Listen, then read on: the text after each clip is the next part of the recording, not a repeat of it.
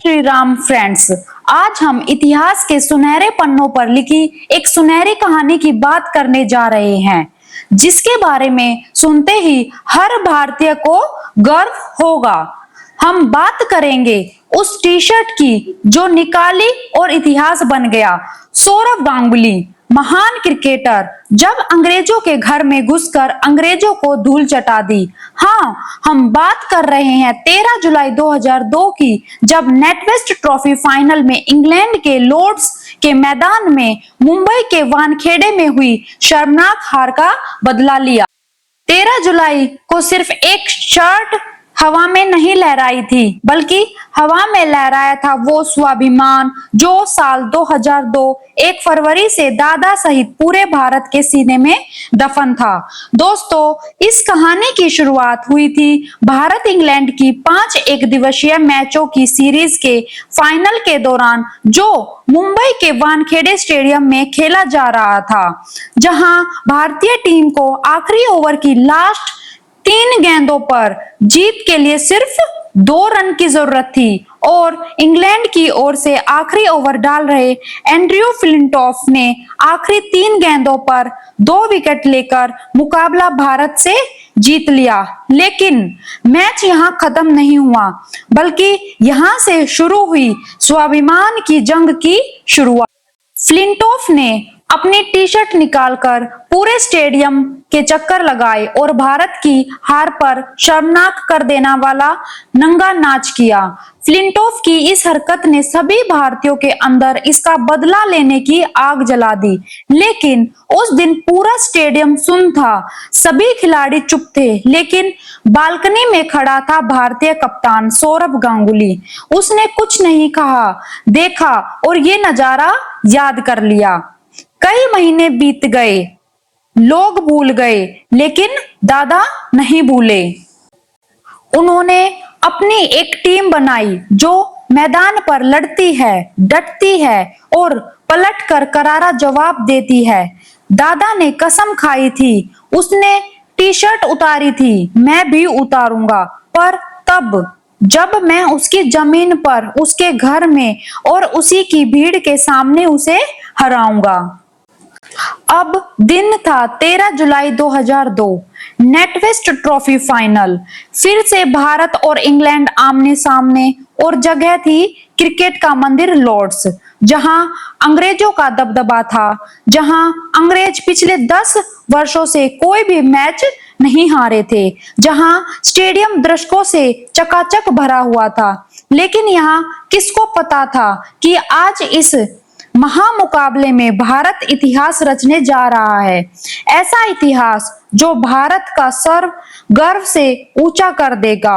भारतीय कप्तान सौरव गांगुली, जिनके सीने में मुंबई के वानखेड़े स्टेडियम में मिली शर्मनाक हार और फ्लिंटॉफ के नंगे नाच का बदला लेने की आग जल रही थी। दूसरी तरफ इंग्लैंड के कैप्टन नासिर हुसैन, जिसे घमंड था भारत की उस हार पर। यहाँ टॉस इंग्लैंड के कैप्टन नासिर हुसैन ने जीत लिया और पहले बैटिंग करने का फैसला लिया।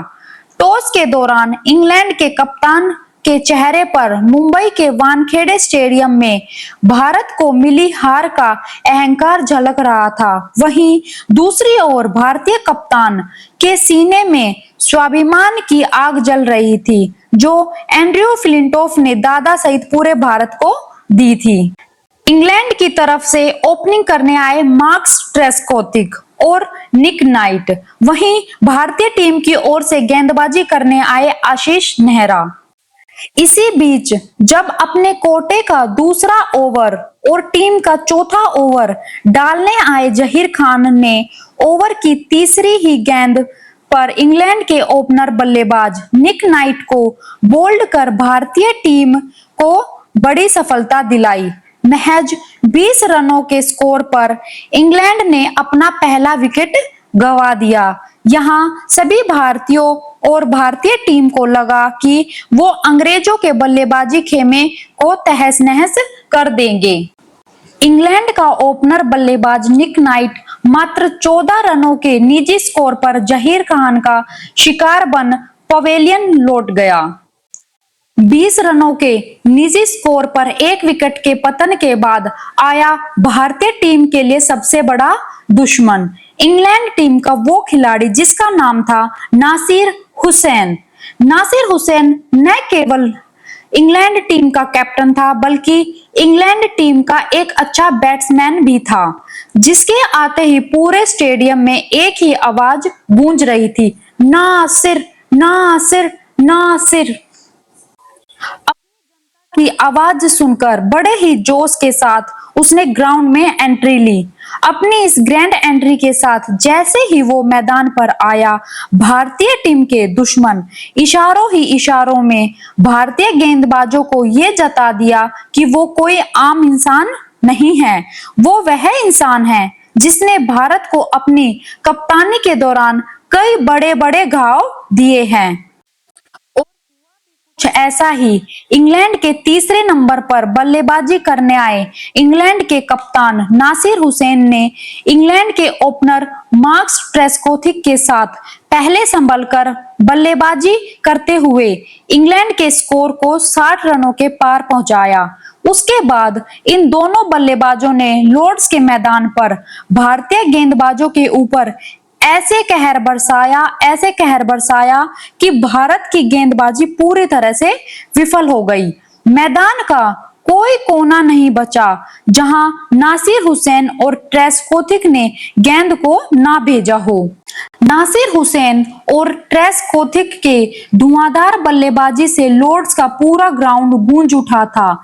इन दोनों बल्लेबाजों ने भारतीय टीम में हाहाकार मचा रखा था। भारतीय फील्डर ने इन दोनों बल्लेबाजों के प्रहार के सामने बेसहाय हो गए थे। खेल कुछ इस प्रकार चल रहा था कि बॉल बैट से लगकर बाउंड्री लाइन से बाहर ही जाकर रुकती थी। इसी सिलसिले से इंग्लैंड टीम का स्कोर देखते ही देखते 200 रनों के पार पहुंच गया। इस दौरान मार्कस ट्रेस्कोथिक ने अपना शतक पूरा कर दिया और इंग्लैंड टीम का स्कोर 227 पर जा पहुंचा। अब पारी का 36वां ओवर डालने आए भारतीय गेंदबाज अनिल कुंबले ने मार्कस ट्रेस्कोथिक को बोल्ड करके भारतीय टीम को थोड़ी राहत की सांस दिलाई। मार्कस ट्रेस्कोथिक ने 100 गेंदों पर 7 चौके और 2 छक्कों की मदद से 109 रन बनाए और पवेलियन लौट गया।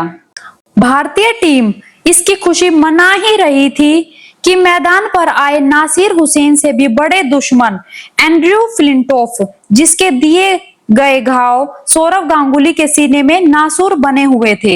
नासिर हुसैन का ये जोड़ीदार भारत को अपना सबसे बड़ा दुश्मन समझता था और हमेशा भारतीयों को नीचा दिखाने की कोशिश करता था।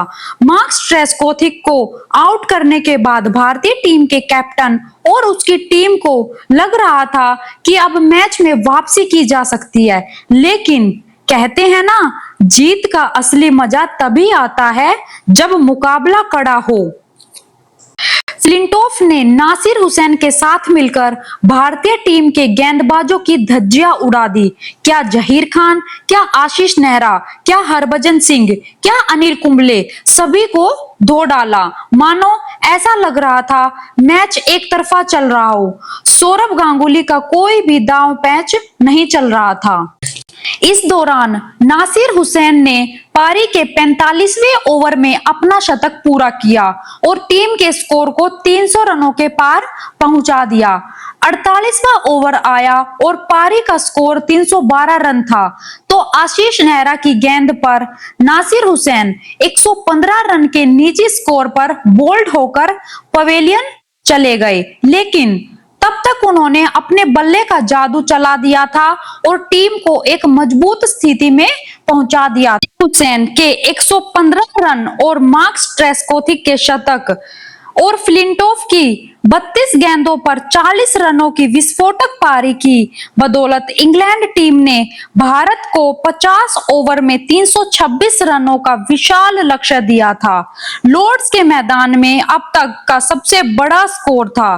326 रनों का स्कोर ये झलका रहा था कि किस तरह अंग्रेजों ने भारतीय गेंदबाजों की धुलाई की। इंग्लैंड टीम के द्वारा बनाए गए इस 326 रनों के स्कोर को देखकर इंग्लैंड की टीम जश्न में डूबी थी और उन्हें लग रहा था कि मानो जीत उन्होंने हासिल कर ली हो। उन्हें लग रहा था कि जो टीम अपने होम ग्राउंड पर बैक टू बैक 255, 271 जैसे स्कोर भी ना बना पाई हो, वो 326 रनों जैसे लक्ष्य को कहां भेद पाएगी। भारतीय टीम के समर्थकों और बाकी दुनिया को भी यही लग रहा था कि भारतीय टीम अंग्रेजों की घातक गेंदबाजी के सामने ज्यादा देर तक नहीं टिक पाएगी। ऐसा लगना भी स्वाभाविक था क्योंकि अंग्रेजों की टीम में तेज गेंदबाज एंड्रयू फ्लिंटॉफ, पॉल कॉलिंगवुड, रोनी ईरानी जैसे भयंकर गेंदबाज शामिल है। सभी ये मान चुके थे कि अब मैच में वापसी संभव नहीं है, लेकिन दूसरी तरफ घायल शेर सौरभ गांगुली और उसकी टीम के दिलों में इंग्लैंड टीम और फ्लिंटॉफ द्वारा मुंबई के वानखेड़े स्टेडियम में दिए गए जख्म जीना हराम कर रहे थे, मानो पूरी भारतीय टीम प्रतिशोध की आग में झुलस रही हो। इस विशालकाय लक्ष्य फ्लिंटॉफ ने जैसे ही देखा कि भारतीय टीम में से भारतीय कप्तान सौरभ गांगुली ओपनिंग के लिए आ रहे हैं, तो उसने अपने कप्तान नासिर हुसैन से कहा कि मेरा शिकार आ रहा है और ओवर में डालना चाहता हूं। मैं इसको आउट नहीं बल्कि अपनी गेंद की रफ्तार से इसको घायल कर रिटायर्ड हर्ट करके वापस पवेलियन भेज दूंगा। और फिर फ्लिंटॉफ का आक्रमण इतना भयंकर था कि पहले ओवर में इन दोनों बल्लेबाजों को रन बनाना तो दूर की बात, सर बचाना भारी पड़ रहा था। इसकी वजह से पहले ओवर में महज एक ही रन बना पाए। इतनी आक्रामक गेंदबाजी देख ऐसा लग रहा था कि आज अंग्रेज ये मैच नहीं जीतना चाहते बल्कि भारतीय टीम की जान लेना चाहते हैं।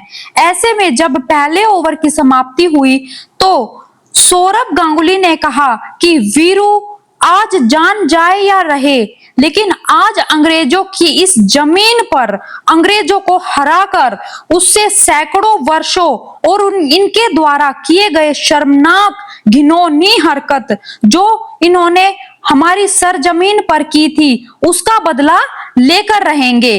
और जय हिंद जय भारत कहते हुए बैट उठाकर बल्लेबाजी करने लगे। फिर क्या था, दूसरे ओवर में बॉलिंग करने आए पॉल कॉलिंगवुड की तीसरी गेंद पर चौका लगाकर जंग की शुरुआत कर दी। वीरू के बाद दादा ने भी दूसरी तरफ से जंग का आगाज कर दिया और 5 ओवर की बाद दोनों ने मिलकर टीम इंडिया का स्कोर 30 रन के पार पहुंचा दिया। लेकिन दादा को रिटायर्ड हर्ट करने की इच्छा करने वाले फ्लिंटॉफ कहीं दूर दूर तक नजर ही नहीं आ रहा था। इसी बीच 7वें ओवर में बॉलिंग कर रहे पॉल कॉलिंगवुड को 2 बैक टू बैक चौके और 1 छक्का दादा ने लगाकर इस ओवर में कुल 15 रन ठोक डाले। टीम की इस जोड़ी ने नासिर हुसैन को समझा दिया कि आज ये महामुकाबला भारत से जीतना इतना आसान नहीं होगा और दोनों ने महज 7 ओवर की समाप्ति पर रनों का आंकड़ा 50 के पार पहुंचा दिया। आज वो वक्त आ गया था जो पिछली सीरीज में भारतीयों को हराकर नंगा नाच कर टी शर्ट निकालकर जो जख्म दिया था उसे सूत समेत वापस लौटा दिया जाए। अब तक तो एंड्रयू फ्लिंटॉफ ये समझ गया था कि आज ठुकाई सबकी हुई है तो तू भी कहां बचने वाला है। फिर एंड्रयू ने ओवर की पहली बॉल डाली तो दादा ने उसे सम्मान दिया। एंड्रयू को लगा दादा सब भूल गए हैं। फिर क्या था, फ्लिंटॉफ ने अगली गेंद दादा को बाउंसर मार दी, लेकिन दादा जानते थे कि फ्लिंटॉफ कुछ ऐसी ही हरकत करने वाला है। बस तो फिर दादा ने थोड़ा सा बैक जाकर इस बॉल पर गगनचुंबी छक्का ठोक दिया। दादा ने अब ये खुलकर बता दिया कि आज उस अपमान का बदला लिया जाएगा जो करोड़ों भारतीयों को दिया था। लेकिन अहंकारी फ्लिंटॉफ अभी भी घमंड में था और उसने अगली गेंद दादा को यॉर्कर डाली। फिर क्या था, दादा ने कदमों का इस्तेमाल कर उस गेंद को भी बाउंड्री का रास्ता दिखा दिया और ओवर में कुल 20 रन बनाकर दादा ने फ्लिंटॉफ की सारी हैकड़ी निकाल दी। महज 32 गेंदों पर दादा ने अपना अर्धशतक पूरा कर दिया। दूसरी तरफ वीरेंद्र सहवाग ने भी विस्फोटक प्रहार शुरू कर दिया। अंग्रेजों के मैदान का कोई कोना नहीं छोड़ा जहां इस जोड़ी ने गेंद ना पहुंचाई हो। सभी अंग्रेजी फील्डरों को इस जोड़ी ने ऐसा नचाया कि उनके होश उड़ने लगे। दोनों बल्लेबाजों ने भारतीय टीम के स्कोर को 100 रनों के पार पहुंचा दिया। अंग्रेजी टीम और उनके समर्थकों में हाहाकार मच चुका था। ऐसा लग रहा था कि भारतीय टीम 45वें ओवर तक ही ये मुकाबला जीत लेगी, लेकिन तभी मैदान पर वो घटना घटी जिसने भारतीय टीम के फैंस का दिल तोड़कर रख दिया। पारी के 15वें ओवर में सौरभ गांगुली 43 गेंदों पर 10 चौके और 2 छक्के लगाकर 60 रनों की तूफानी पारी खेलकर आउट होकर पवेलियन चले गए। दादा के आउट होने के बाद मैदान पर बल्लेबाजी करने उतरते हैं दिनेश मोंगिया। भारतीय कप्तान के आउट होने के बाद अंग्रेजी गेंदबाज दादागिरी पर उतर आते हैं और भारतीय बल्लेबाजों पर अपनी रफ्तार का कहर बरसाना शुरू कर देते। अंग्रेजी गेंदबाजी के अगले शिकार बने वीरेंद्र सहवाग। 45 रनों की पारी 7 चौकों के साथ खेलकर एशले गिल्स की बॉल पर आउट होकर पवेलियन लौट जाते हैं। वीरेंद्र सहवाग के बाद दिनेश मोंगिया भी 15 गेंदों पर महज 9 रन एक आसान सा कैच देकर अपना विकेट गवा देते हैं। यहाँ 126 पर 3 विकेट का स्कोर हो चुका था।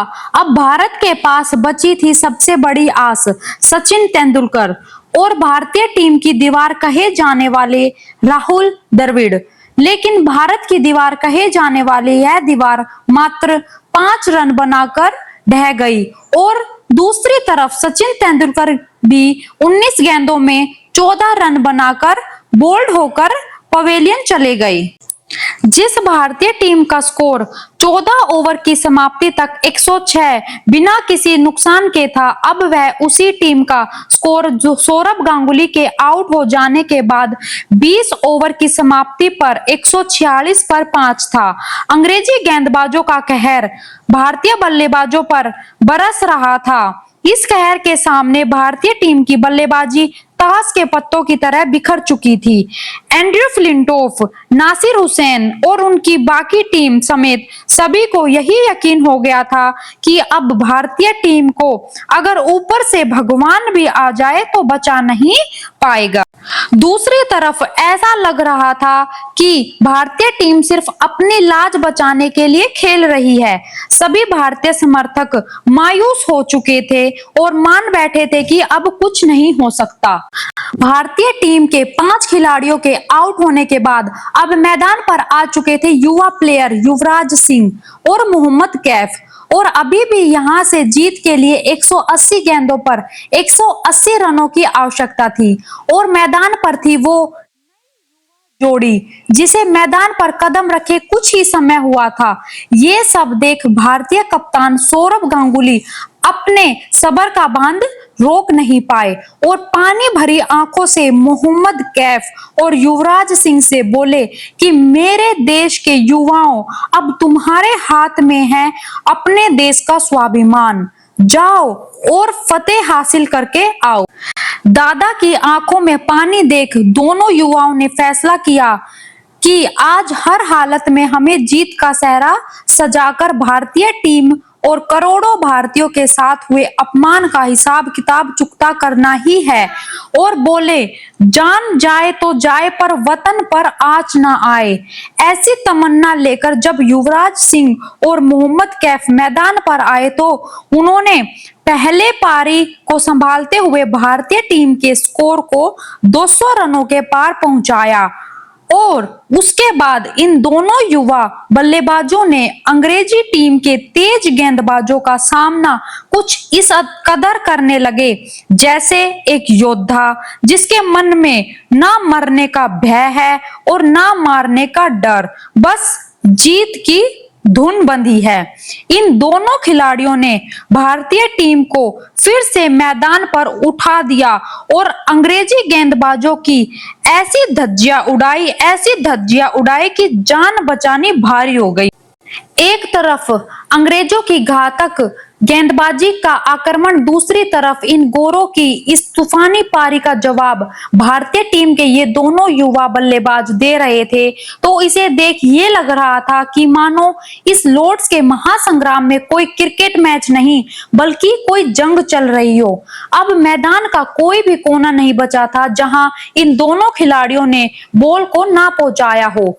युवराज सिंह और मोहम्मद कैफ की इस तूफानी पारी को देखकर इंग्लैंड के कप्तान सहित पूरी टीम के सीने में खलबली मच चुकी थी और ये इंग्लैंड को आज ये एहसास हो चुका था कि आज ये दोनों खिलाड़ी अंग्रेजों की बदसलूकी का बदला चुन चुनकर लेंगे। खेल कुछ इस प्रकार चल रहा था कि गेंद सीधे बल्लेबाजों की बैट को छूते ही बाउंड्री लाइन के पार होकर जाकर रुकती थी। इस दौरान युवराज सिंह ने महज 45 गेंदों पर 8 चौकों एवं 1 छक्के की मदद से अपना अर्धशतक पूरा कर लिया। लेकिन जब पारी के 42वें ओवर में जब भारतीय टीम का स्कोर 267 रन था, तो इंग्लैंड के तेज गेंदबाज पॉल कॉलिंगवुड की गेंद पर युवराज सिंह कैच आउट होकर पवेलियन लौट गए। युवराज सिंह ने आउट होने से पहले 63 गेंदों में 69 रनों की तूफानी पारी खेली थी। युवराज सिंह के आउट होने के बाद एक बार फिर से ऐसा लगने लगा कि भारतीय टीम बिखर चुकी है। आउट होने के बाद जब युवराज सिंह मैदान छोड़कर जा रहे थे तो उनकी आंखें नम थी। बस अब बारी थी मोहम्मद कैफ की। उन्होंने ठान लिया कि जीतना तो आज है ही और लग गए अपने तूफानी अंदाज में। युवराज सिंह के आउट होने के बाद मैदान पर आए हरभजन सिंह, तो मोहम्मद कैफ ने डिसाइड किया कि अब वो ज्यादातर स्ट्राइक अपने पास रखेंगे क्योंकि कैफ ही भारतीय टीम की नैया पार लगा सकते हैं, जिन्हें रन बनाने के साथ साथ विकेट भी बचाने थे। इस दौरान मोहम्मद कैफ ने भज्जी को कहा, आप सिंगल लेकर बट स्ट्राइक रोटेट करते रहो, बाकी मैं देख लूंगा। लेकिन हरभजन सिंह भी तो भारत के पंजाब के शेर थे। उन्होंने एंड्रयू फ्लिंटॉफ के द्वारा डाले जा रहे पारी के 46वें ओवर में जोरदार छक्का जड़ दिया और भारतीय टीम का स्कोर 300 के पार पहुंचा डाला। सौरभ गांगुली मोहम्मद कैफ के साथ साथ पूरी दुनिया को ये बता दिया, जब बात है देश के शान की तो उस पर मर मिटने के लिए पंजाबी शेर किसी से कम नहीं है। हरभजन सिंह और कैफ की पारी को देखकर ऐसा लग रहा था कि भारत के ये दोनों शेर भारत की नाव को पार ही लगाकर लौटेंगे। पर इसी बीच एंड्रयू फ्लिंटॉफ की गेंद पर हरभजन सिंह बोल्ड हो जाते हैं, लेकिन अपनी 13 गेंदों पर 15 रनों की छोटी सी पारी से अपना काम कर जाते हैं। उन्होंने मोहम्मद कैफ के द्वारा किए जा रहे संघर्ष में जान डालने का काम किया। यहाँ टीम को चाहिए थे 15 गेंदों पर 12 रन और क्रीज पर कैफ थे तो सब आसान लग रहा था। अब आए अनिल कुंबले, 2 डॉट बॉल खेलकर आउट, फ्लिंटॉफ की बॉल पर आउट हो गए। लगातार 2 विकेट एक ही ओवर में गिरने से भारतीय खेमे में फिर से सन्नाटा सा छा गया। लेकिन अंग्रेजी टीम की जीत और भारतीय टीम के बीच खड़ा था एक दुबला पतला सा योद्धा मोहम्मद कैफ, जिसे जीत के सिवाय कुछ भी नहीं चाहिए था। मोहम्मद कैफ के अटल और दृढ़ निश्चय को देखकर ऐसा लग रहा था कि आज ये इंसान नहीं रुकने वाला। आज तो इतिहास लिखे बिना वो क्रीज से हिलने वाले नहीं हैं। अनिल कुंबले के बाद मैदान पर बल्लेबाजी करने आए जहीर खान और भारतीय टीम को आखिरी ओवर में चाहिए थे जीत के लिए 6 गेंद पर 7 रन।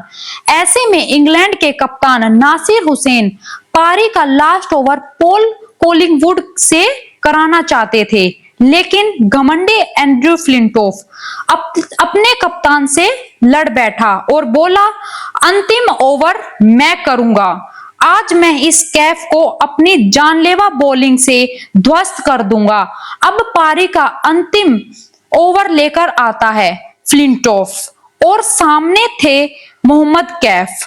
करोड़ों भारतीयों की आस फ्लिंटॉफ ने पहली ही गेंद 148 किलोमीटर पर आवर की स्पीड से बाउंसर मोहम्मद कैफ पर दे मारी, लेकिन पहले से ही तैयार मोहम्मद कैफ ने फ्लिंटॉफ की इस गेंद पर जोर से प्रहार किया और गेंद बैट का बाहरी किनारा लेते हुए थर्ड मैन को क्रॉस करते हुए 4 रनों के लिए गई। इसी चौके के साथ करोड़ों भारतीय में जश्न का माहौल था। फ्लिंटॉफ ने अपनी अगली गेंद 151 किलोमीटर पर आवर की स्पीड से और गेंद कैफ के बल्ले का बाहरी किनारा लेते हुए सीधे फील्डर के पास चली गई, लेकिन तब तक 1 रन दोनों प्लेयर्स ले चुके। अब यहां से भारतीय टीम को 4 गेंदों पर 2 रनों की जरूरत थी। एक तरफ जहां सभी जश्न के माहौल से झूम रहे थे, वहीं दूसरी तरफ सौरव गांगुली के माथे पर चिंता की रेखाएं भी थी, क्योंकि अब स्ट्राइक पर थे जाहिर खान और बॉलिंग कर रहा था भारत का सबसे बड़ा दुश्मन एंड्रयू फ्लिंटॉफ, जिसने भारतीय टीम को मुंबई के वानखेड़े स्टेडियम में भारतीय टीम को 2 रन नहीं बनाने दिए थे, जिसकी वजह से भारतीय टीम को एक शर्मनाक हार का सामना करना पड़ा था। एंड्रयू फ्लिंटॉफ ने और भी आक्रामक होकर ओवर की तीसरी गेंद जहीर खान को डाली और जहीर खान ने भी अपना बल्ला जोर से चलाया, लेकिन बॉल और बल्ले का कोई भी कनेक्शन नहीं हुआ। थर्ड डॉट बॉल डालने के बाद फ्लिंटॉफ का अहंकार और भी बढ़ गया। इसी अहंकार के साथ फ्लिंटॉफ ने अगली गेंद जहीर खान को दे मारी, लेकिन परिणाम 0 ही रहा। लगातार 2 गेंदों पर कोई रन नहीं बना। अब कैफ ने जहीर को बोला, बैट पर गेंद लगे या नहीं, पर हमें रन लेने के लिए भागना ही है। रोमांच अपने चरम पर था, सबके दिलों की धड़कन बढ़ी हुई थी। अगली गेंद पर जाहिर खान के बल्ले से लगकर गेंद कवर की तरफ चली गई, जहां फील्डर ने कैफ को आउट करने के लिए बॉल स्टैंप पर दे मारी। वहीं मोहम्मद कैफ ने रन पूरा करने के लिए पूरी जान झोंक दी। वहीं गेंद स्टैंप पर न लगकर स्क्वायर के क्षेत्र में चली गई, जहां 1 रन नहीं पूरा हो रहा था। वहां पर इन दोनों बल्लेबाजों ने अपनी जान जोखिम में डालकर भारतीय टीम को ऐतिहासिक जीत दिला दी। मोहम्मद कैफ की इस पारी और भारतीय टीम की जीत को देखकर इंग्लैंड टीम के खिलाड़ियों को ये यकीन ही नहीं हो रहा था। भारतीय टीम की जान सौरव गांगुली ने लॉर्ड्स की बालकनी में अपनी टी-शर्ट निकालकर हवा में लहराकर फ्लिंटॉफ के द्वारा दिए गए उस जख्म का प्रतिशोध लिया और सभी भारतीयों का सर गर्व से ऊंचा कर दिया। अगर आपको ये हमारी वीडियो पसंद आई हो तो लाइक जरूर करें और ऐसी ही इंफॉर्मेटिव वीडियो पाने के लिए हमारे चैनल क्रिकेट इंडिया को सब्सक्राइब जरूर करें।